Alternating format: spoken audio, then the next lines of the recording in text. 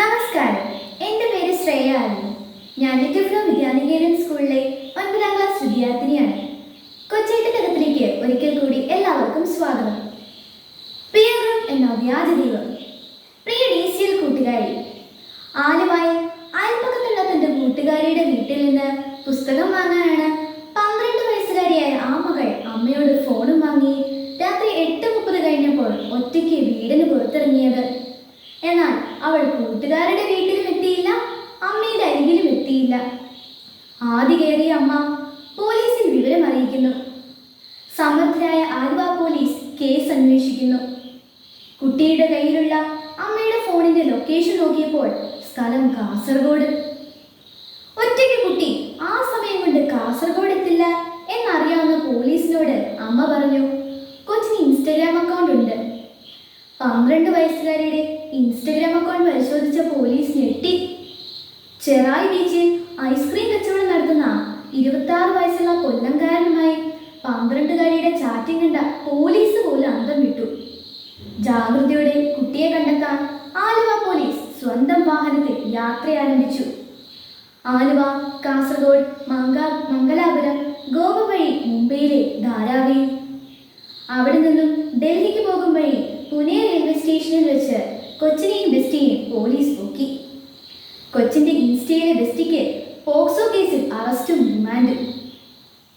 ബാലതലമുറയുടെ സുരക്ഷിതത്വത്തെപ്പറ്റി സുബോധത്തോടെ ചിന്തിക്കുന്ന പല വിദേശ രാജ്യങ്ങളും 16 വയസ്സിന് താഴെയുള്ള കുട്ടികൾക്ക് സോഷ്യൽ മീഡിയ നിരോധിച്ചു കഴിഞ്ഞു. Australia, Brazil, UK, Indonesia, Malaysia തുടങ്ങിയ രാജ്യങ്ങൾ 2025 മുതൽ കുട്ടികളുടെ ഓൺലൈൻ ഉപയോഗം, സ്ക്രീൻ ടൈം, സോഷ്യൽ മീഡിയ അക്കൗണ്ടുകൾ എന്നിവ പരിശോധിക്കുകയും നിരോധിക്കുകയും ചെയ്തു കഴിഞ്ഞു. ആ രാജ്യങ്ങളെല്ലാം വികാസം പ്രാപിക്കാത്തവരാണോ? ശാസ്ത്രീയ പുരോഗതിയെ അംഗീകരിക്കാത്തവരാണോ? അല്ല. പുരോഗതിയുടെയും വികസനത്തിൻ്റെയും ഒന്നാം നിലയിലുള്ള രാജ്യങ്ങളാണ് കുട്ടികൾക്ക് സോഷ്യൽ മീഡിയ നിരോധിച്ചത്. പ്രിയ കൂട്ടുകാരെ, ഈ അടുത്ത കാലത്തെ ചില കുട്ടികളുടെ സ്വഭാവവും പെരുമാറ്റവും മാതാപിതാക്കളെയും മുതിർന്നവരെയും ഏറെ ആകുലചിത്തരാക്കുന്നുണ്ട്. ആരാണ് എൻ്റെ യഥാർത്ഥ കൂട്ടുകാർ എന്ന സത്യം വീട്ടിൽ പറയാത്ത കുട്ടികളുടെ എണ്ണം കൂടുകയാണ്. പല കുട്ടികൾക്കും അവരുടെ പെരുമാറ്റത്തെയും ശീലങ്ങളെയും തീരുമാനങ്ങളെയും സ്വാധീനിക്കുന്നത് അവരുടെ മാതാപിതാക്കളല്ല, മതബോധം പകരുന്ന ധാർമ്മികതയല്ല, പകരം അവരുടെ പിയർ ഗ്രൂപ്പാണ്. സമപ്രായക്കാരായ കൂട്ടുകാരാണ് പല കുട്ടികളുടെയും ദൈവങ്ങൾ. മുമ്പ് മാതാപിതാക്കൾ പറയുന്നത് ദൈവം പറയുന്ന പോലെ മക്കൾ കേട്ടിരുന്നു. ഇന്ന് പിയർ ഗ്രൂപ്പാണ് പലരുടെയും ദൈവം. സോഷ്യൽ മീഡിയയാണ് ദൈവം. ഇതുവരെ കാണാത്ത വെറും മോഹവാക്കുകൾ മാത്രം ഇൻസ്റ്റയിൽ കുറിക്കുന്ന അജ്ഞാതനായ സുഹൃത്താണ് ദൈവം.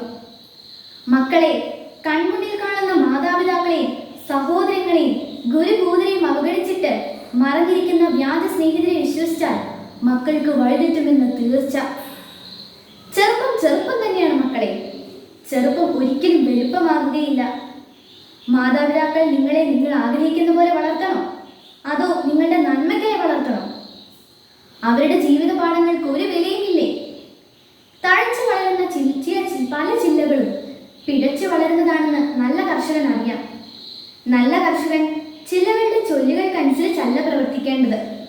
ഫലം കഴിക്കാത്ത ചിലകൾ വെട്ടി ദൂരെ എറിയണം. അതുപോലെ മക്കളുടെ ചില ചീത്ത ശീലങ്ങളും ഉപേക്ഷിക്കാൻ മാതാപിതാക്കൾ പറയുമ്പോൾ മക്കൾ അവ ഉപേക്ഷിക്കണം. അല്ലാതെ പലപ്പോഴും പിയർ ഗ്രൂപ്പിന്റെ കയ്യടി നോക്കി കുടുംബത്തെ മറക്കുന്നവർ വ്യാജന്മാരുടെ പിന്നാലെ പോയി നിത്യമായി ചതിക്കുഴിയിൽ നിവദിക്കും. കൂട്ടുകാർക്ക് ശരിയായ വഴിയിൽ വളരാനും കുടുംബത്തിന്റെ ഐശ്വര്യമാകാനും ഇടയാകട്ടെ. സ്നേഹാശംസകളോടെ, സ്വന്തം കൊച്ചേട്ടൻ.